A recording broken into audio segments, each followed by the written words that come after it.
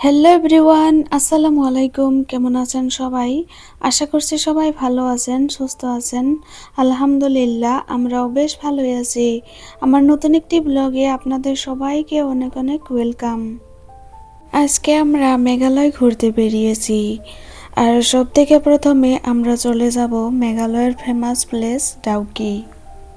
শিলং থেকে ডাউকি যাওয়ার রাস্তাটা এটা কিন্তু খুব লম্বা একটা জার্নি। শিলং থেকে ডাউকি যাওয়ার ডিস্টেন্স হলো 80 কিলোমিটার যেতে। মোটামুটি প্রায় 2.5 ঘন্টা থেকে 3 ঘন্টা সময় তো লাগবেই।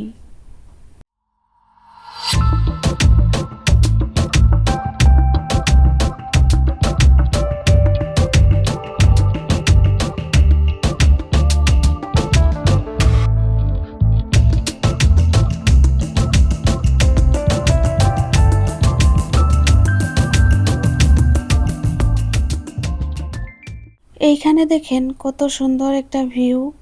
মনে হচ্ছিল যেন পাহাড়ের ঢেউ বয়ে চলেছে এখানে, যেন এই পাহাড়ের আর কোনো শেষ নাই।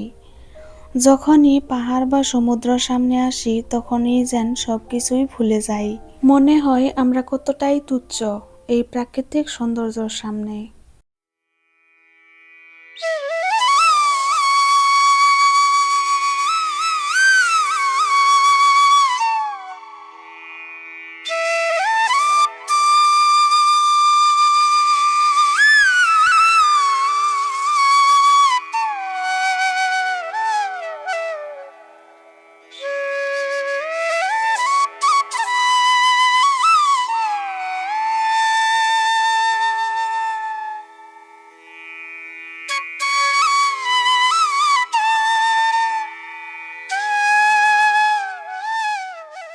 ডাউকি যাওয়ার পথেই কিন্তু গাড়িতে বসেই বাংলাদেশ দেখতে পাওয়া যায়। এখানে যে নদীটার নাম হলো উমগত রিভার, আর জায়গাটার নাম হলো ডাউকি। তো ফাইনালি আমরা এসে পৌঁছে গেছি ডাউকি রিভারের এখানে। এখানেকার চারপাশটা দেখেন কত সুন্দর। এখানে কিন্তু অনেকগুলোই বোট রয়েছে। তো আমরা এখন বোটিং করব এখানে।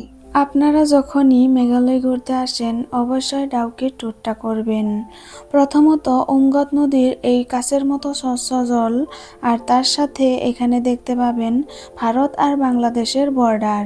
এখন আমরা এসে বসে পড়ছি বোটে। আপনাদেরকে আগে যেটা বললাম নদীটার নাম হলো উমগত নদী, কিন্তু জায়গাটার নাম ডাউকি বলে লোকজন এটাকে ডাউকি রিভারও বলে। উমগত নদীটা তার পরিষ্কার পরিচ্ছন্নতা এবং দৃশ্যমান নদীর তলদেশ সহ স্বচ্ছ জলের জন্য পরিচিত। নদীতে বোটিং করতে করতে যেমন একদিকে আপনারা দেখতে পাবেন খাসি হিলস, আর একদিকে দেখতে পাবেন জয়ন্তিয়া হিলস।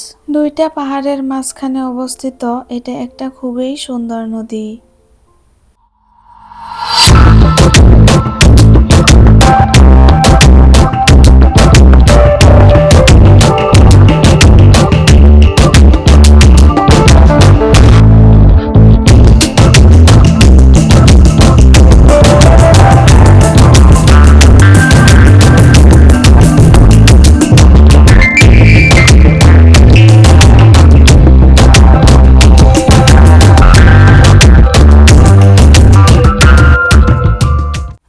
যেখান থেকে বোটিং শুরু করছিলাম এখন অনেকটাই দূরে চলে আসছি। আর এই জায়গাটা যেখানে বড় বড় পাথর দেখা যাচ্ছে এখানে কিন্তু সব বোটরাই অল্প সময়ের জন্য দাঁড়াবে, আপনাকে ঘুরে দেখার জন্য বা কোনো খাওয়া দাওয়া করার জন্য।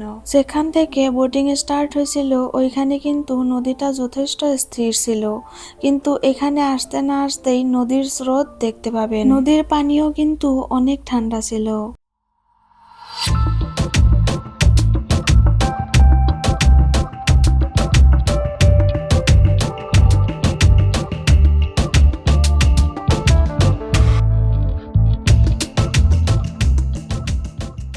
আর ডাউকি নদীর মাঝখানে দেখতে পাবেন একটা সাসপেনশন ব্রিজ।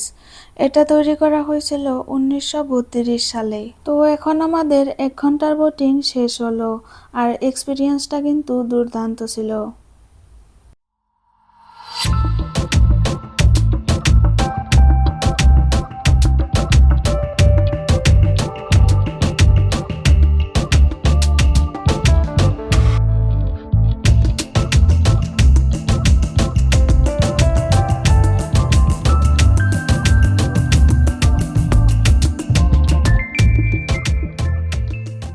তারপর বোটিং শেষ করেই এখন আমরা এখানে আসলাম।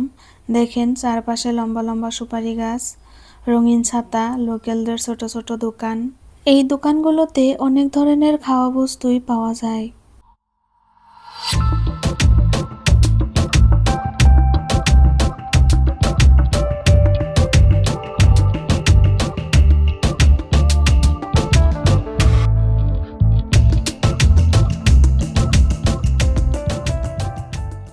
এখান থেকে বাংলাদেশ কিন্তু দেখা যাচ্ছে।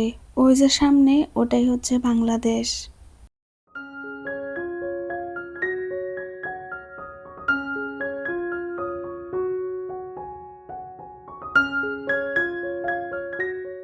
এখন আমরা যাব হচ্ছে এশিয়াস ক্লিনেস্ট ভিলেজ।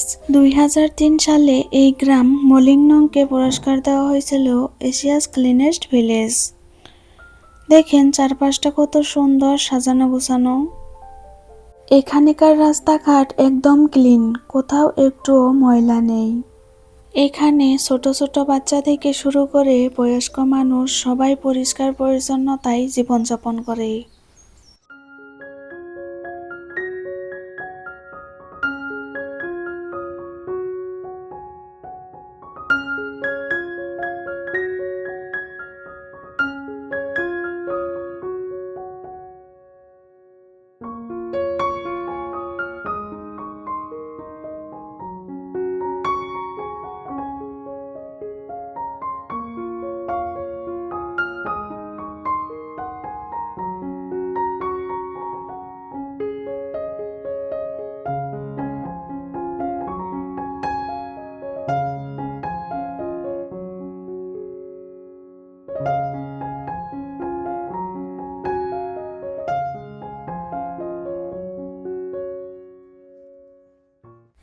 তো ঠিক আছে ফ্রেন্ডস, আজকের ভিডিওটা কীরকম লাগলো অবশ্যই জানাবেন।